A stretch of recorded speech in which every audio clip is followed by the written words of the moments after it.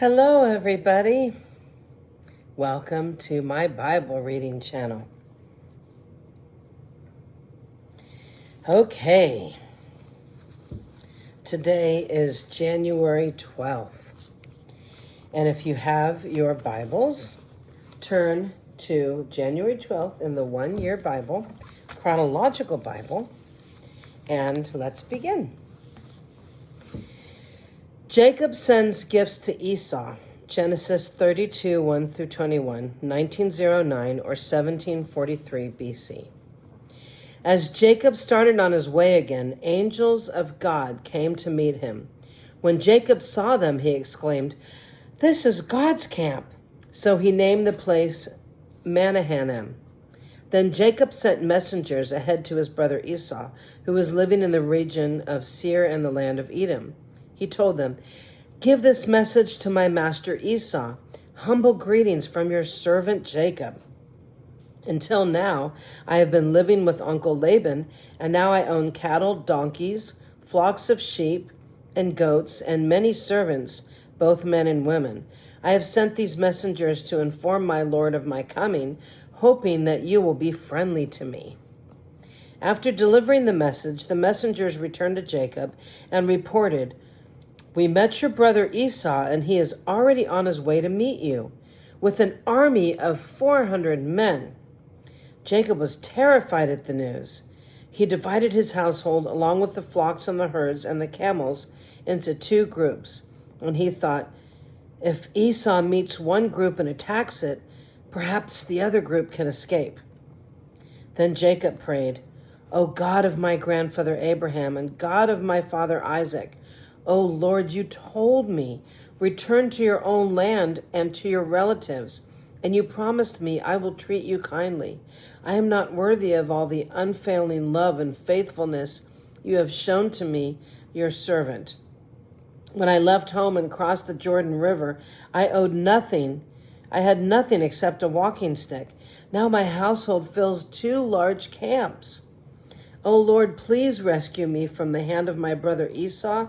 I am afraid that he is coming to attack me along with my wives and children. But you promised me I will surely treat you kindly, and I will multiply your descendants until they become as numerous as the sands along the seashore, too many to count." So Jacob stayed where he was for the night. He stayed put. Then he selected these gifts from his possessions to present to his brother Esau. He was trying to make peace with his brother. 200 female goats, 20 male goats, 200 ewes, 20 rams, 30 female camels with their young, 40 cows, 10 bulls, 20 female donkeys, and 10 male donkeys. He divided these animals into herds and assigned each to different servants. Then he told his servants, "Go ahead of me with the animals, but keep some distance behind the herds." He gave these instructions to the men leading the first group. "When my brother Esau meets you, he will ask, 'Well, whose servants are you? Where are you going, and who owns those animals over there?' You must reply, 'They belong to your servant Jacob, but they are a gift for his master Esau. Look, he is coming right behind us.'"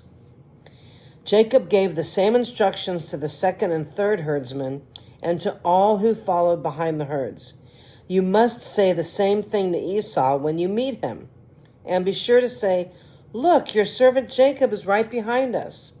Jacob thought, "Well, I'll try to appease him by sending gifts ahead of me.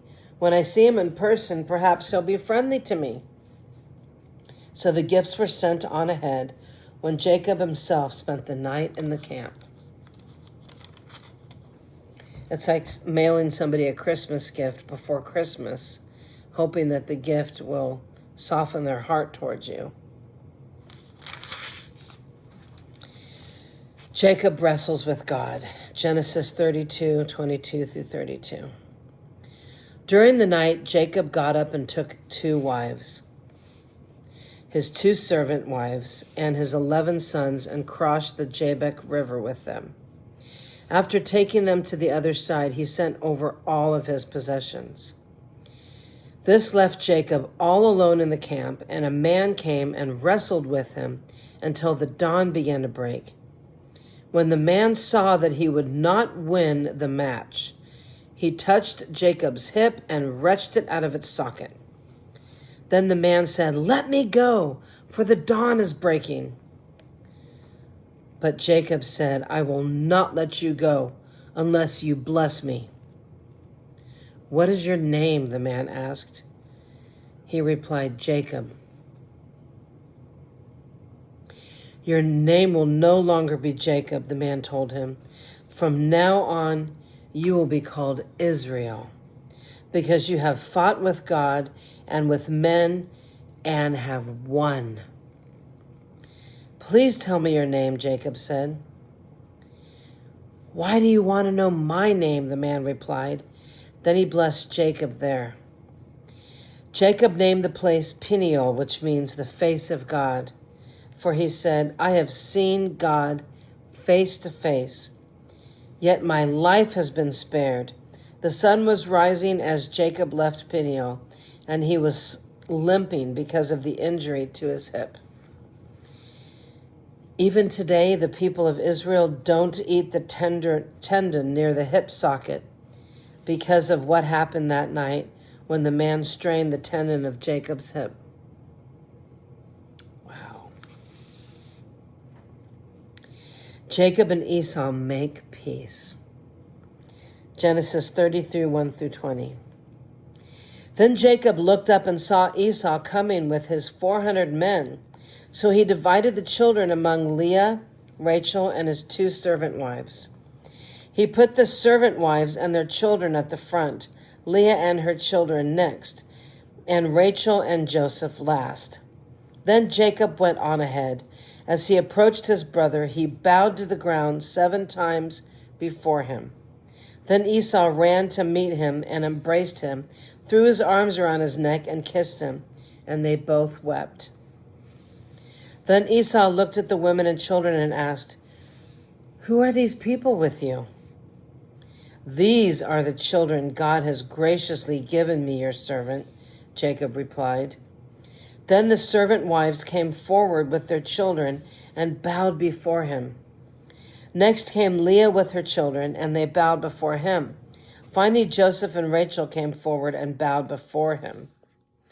"And what are all the flocks and herds I met as I came?" Esau asked.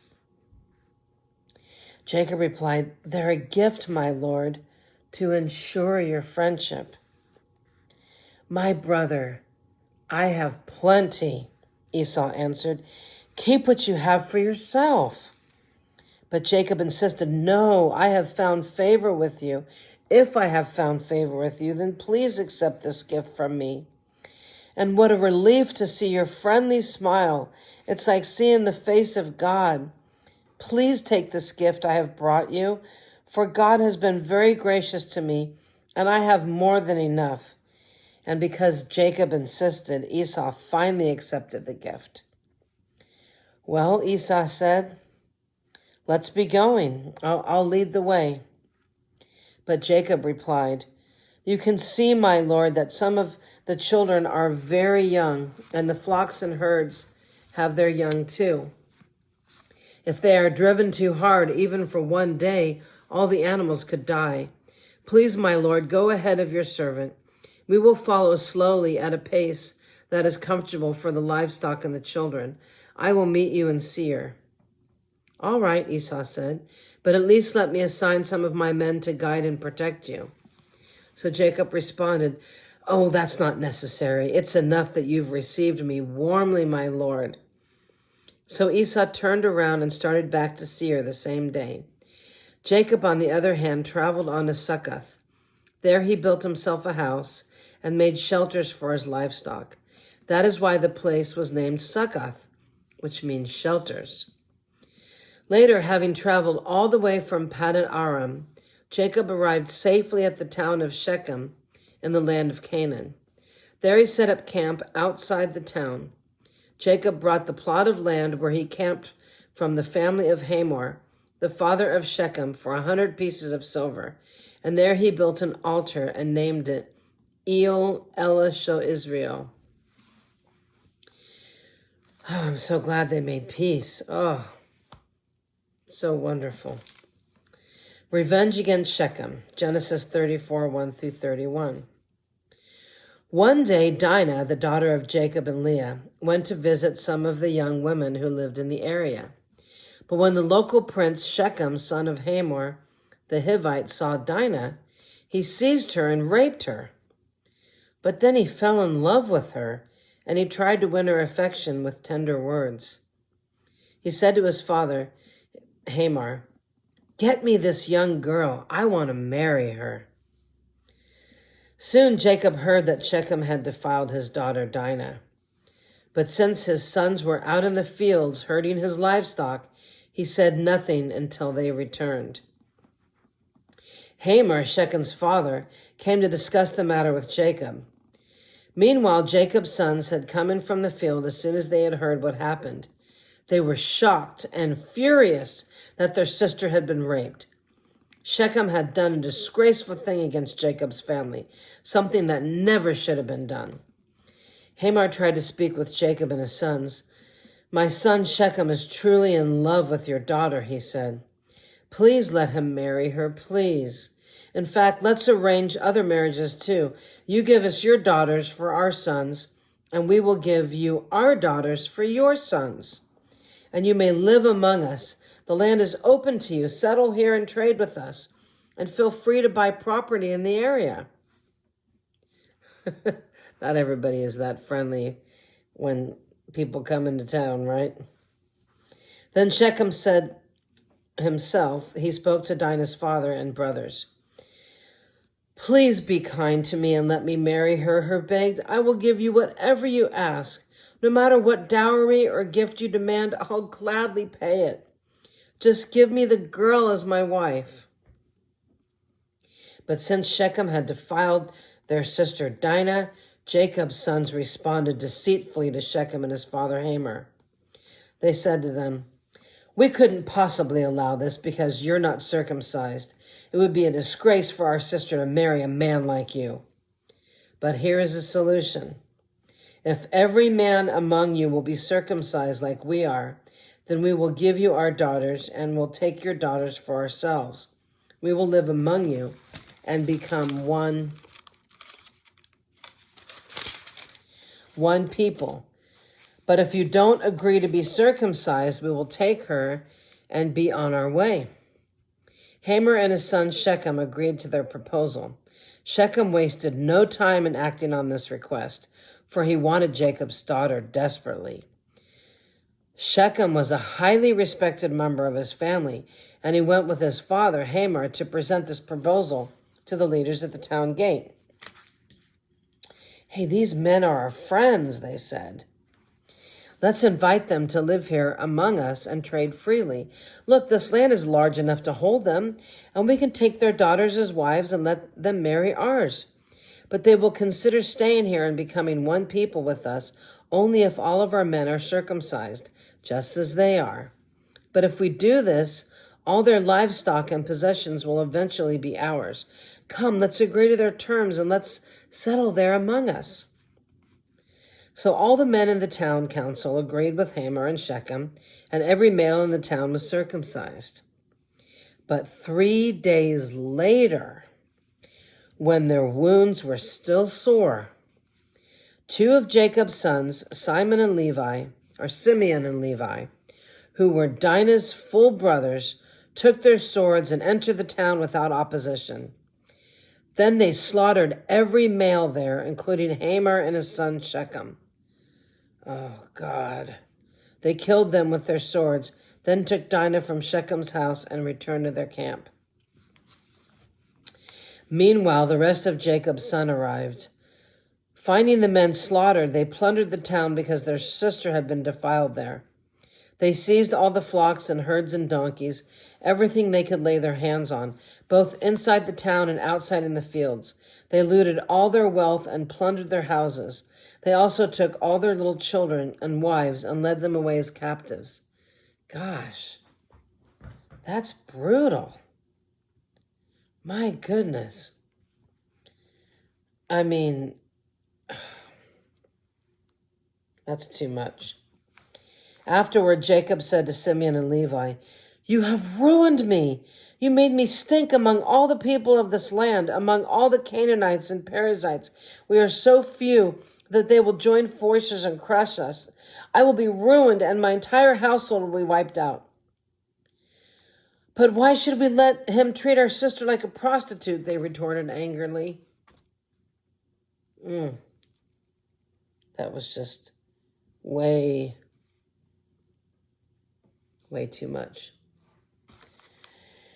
Jacob's return to Bethel, Genesis 35, 1 through 15. Then God said to Jacob, "Get ready and move to Bethel and settle there. Build an altar there to the God who appeared to you when you fled from your brother Esau." So Jacob told everyone in his household, "Get rid of all your pagan idols, purify yourselves, and put on clean clothing. We are now going to Bethel, where I will build an altar to the God who answered my prayers when I was in distress. He has been with me wherever I have gone." So they gave Jacob all their pagan idols and earrings, and he buried them under the great tree near Shechem. As they set out, a terror from God spread over the people and all the towns of that area so that no one attacked Jacob's family. Eventually, Jacob and his household arrived at Luz, also called Bethel, in Canaan. Jacob built an altar there and named the place El Bethel, which means God of Bethel, because God had appeared to him where he was fleeing from his brother Esau. Soon after this, Rebekah's old nurse Deborah died, and she was buried beneath the oak tree in the valley below Bethel. Ever since, the tree has been called Alon Bach, which means oak of weeping. Bakuth, excuse me. I keep trying to pronounce these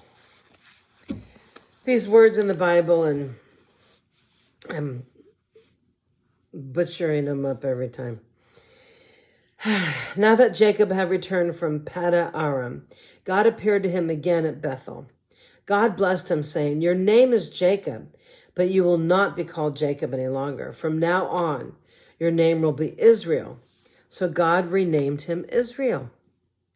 Then God said, "I am El Shaddai, God Almighty. Be fruitful and multiply. You will become a great nation, even many nations.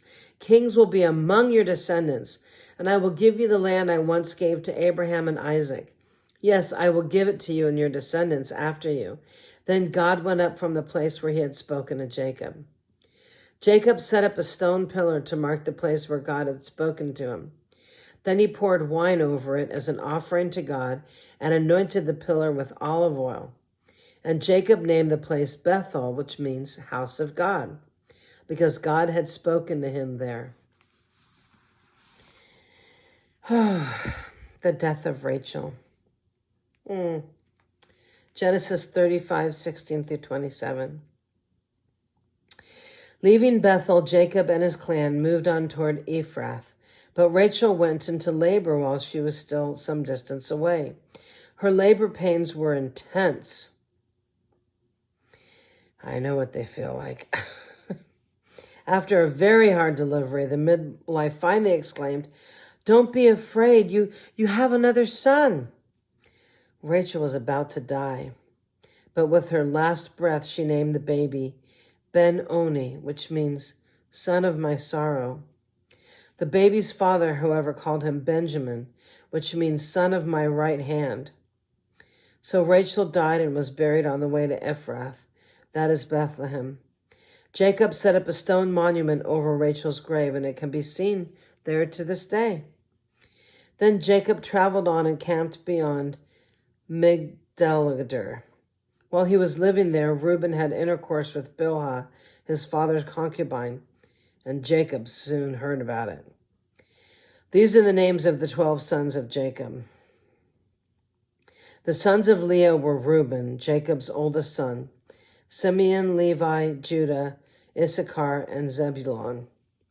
The sons of Rachel were Joseph and Benjamin. The sons of Bilhah, Rachel's servant, were Dan and Naphtali. The sons of Zilpah, Leah's servant, were Gad and Asher. And these are the names of the sons who were born to Jacob at Paddan-aram. So Jacob returned to his father Isaac in Mamre, which is near Kiriath Arba, now called Hebron, where Abraham and Isaac had both lived as foreigners. Wow.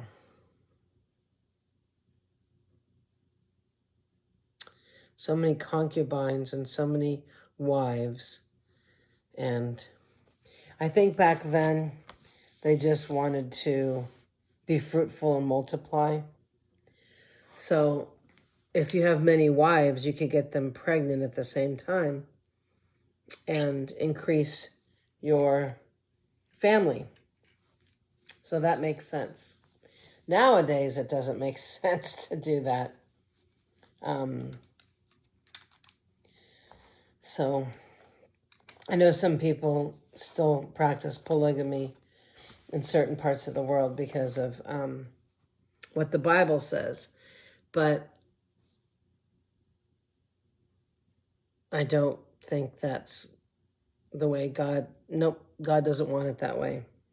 Nope, one man, one woman. Yep. So, well, thank you for joining me, and I hope this was a good word, and I will be back tomorrow, and I will read to you January 13th. So have a blessed night, and God bless you.